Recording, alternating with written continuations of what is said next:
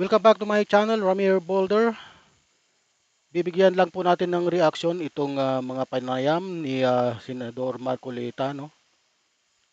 Panayam kay Senador Marcoleta dahil sa kanyang salin ay mayroon po siyang 51 million na pera.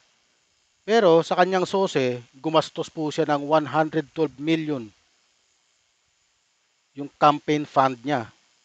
So may conflict na po doon. May discrepancy na po, ano? Atin pong himay-himayin ang mga kanyang sinabi. Ito po. Gayong ang kanyang asset ay mas maliit. Sen, paano bang nangyari? Ganito napakasimple lang ng paliwanag dyan Ito po, umpisan po natin. Ipinasa ninyo na salin at yung comparison sa sose. Ang sabi nila ay Ikinukumpara po kasi ang yung kanyang salin sa sose.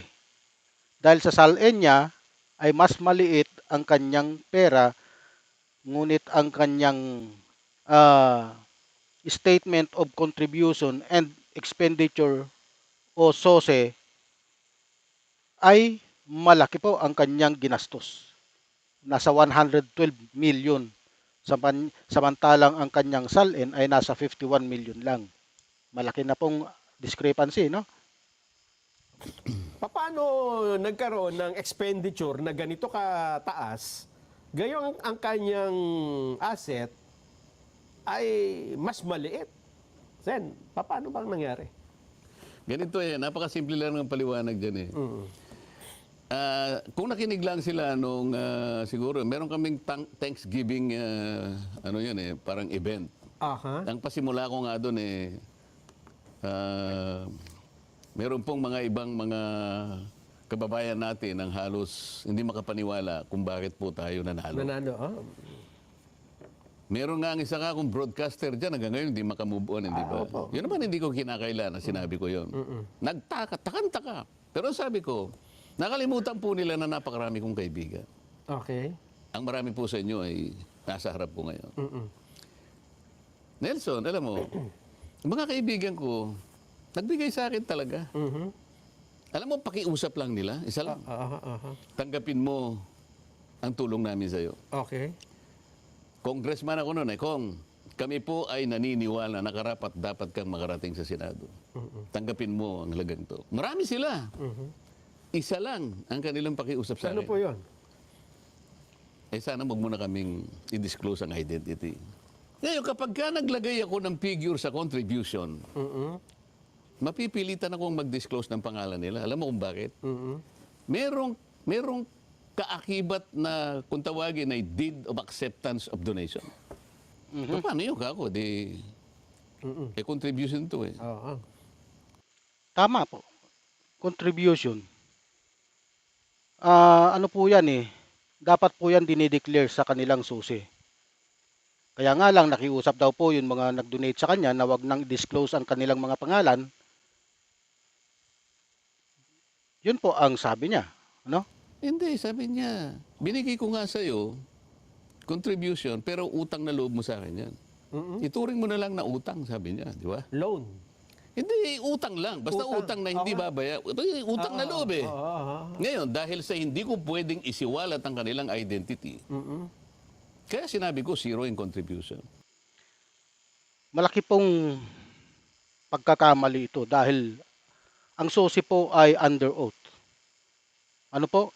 Under oath po yan, pinapanumpaan na pawang tama lamang ang ilalagay mo dyan, ang idedetalye mo. Huwag pong tayong magsisinungaling sa ating susi. Kasi transparency, integridad po ng mga mambabatas ang nakalagay po dyan. Paano na? Ayon po sa Republic Act 7166, ano? Oh. Yan po.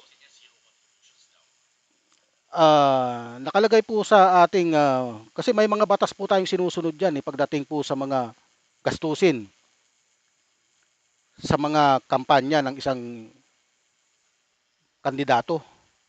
Mayroon pong COMELEC Resolution 11109, mayroon pong Article 183 ng Revised Penal Code, ah, at yung COMELEC Resolution ng 11109. Tatlong batas po ang nasasakop niyan. Kaya lang po, si Senador Marcoleta ay dahil nga sa pakiusap ng mga nag-donate ng campaign fund niya, ay nagsinungaling po siya. Maliwanag po na nagsinungaling po siya sa kanyang sose. Ano po? Na mapipilitan ako ngayon na gawing zero yun. Dahil kapag hindi ko nilagay, pag nilagyan ko ng amount yun, mapipilitan ko isa-isa kayong i-disclose ko ang inyong identity. Kaya daw po siya naglagay ng zero sa kanyang sose dahil mapipilitan siyang i-disclose yung mga pangalan ng mga nag-donate sa kanya sa kabila ng kanilang pakiusap na wag na lang isiwalat ang kanilang mga pangalan. Nangyari na rin po yan kay Senador Chis Escudero. Kung naalala nyo po, sa campaign fund niya na nag-donate ng 30 million. Si Lawrence Lobiano, pero inamin po ni Chis Escudero. Iba naman pong kaso yon, pero ito po ang ating patuloy po natin. Ngayon, Enumerate. hindi naman po pwedeng hindi ko gastahin yung binigay nyo sa akin. Kasi yung iba, magkakakilala kayo eh. Halimbawa, ang nilagay kong gastos ko ron, 5 million, sabi ko. Nakukwenta nila eh. Ba, tinago ni Kong Dante. Tingnan mo nga naman ang buhay, ano. Nanalo na, kumita pa.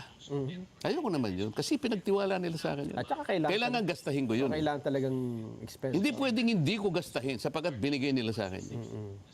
Sapagkat gusto nilang manalo ako. Netiwala sila sa akin. Alam niyo po, sa SOSE, pinapanumpaan po yan eh, na bawal po tayong magsinungaling dyan. Sa puntong ito, nagsinungaling po si Senador Marcoleta. Ano po? Kasi may Republic Act 7166, may COMELEC Resolution 11109, tapos yung article Article 183 ng Revised Penal Code. Ano po? Tatlong batas po ang nakakasakop diyan sa SOSE na yan. Kaya hindi po dapat tayo nagsisinungaling diyan. Dito pa lang po, mayroon na pong pagsisinungaling na ginawa. Dahil nga po nakiusap daw po ang mga campaign donation na wag nang isiwalat ang kanilang mga pangalan. Kaya nilagay niya daw pong zero sa kanyang susi. Malinaw po na nagsinungaling po siya. Ano po? Kayo na po ang bahalang mag-analyze. Kung may opinion po kayo, kayo na po ang bahala. Basta't ang atin lang, ang susi ay pinapanumpaan at hindi po dapat nagdideklara tayo ng kasinungalingan dyan. Dahil dito po, ang issue rito ay integridad. Integrity issue. Dapat wala kang ginagawang kasinungalingan sa iyong susi. Donation man yan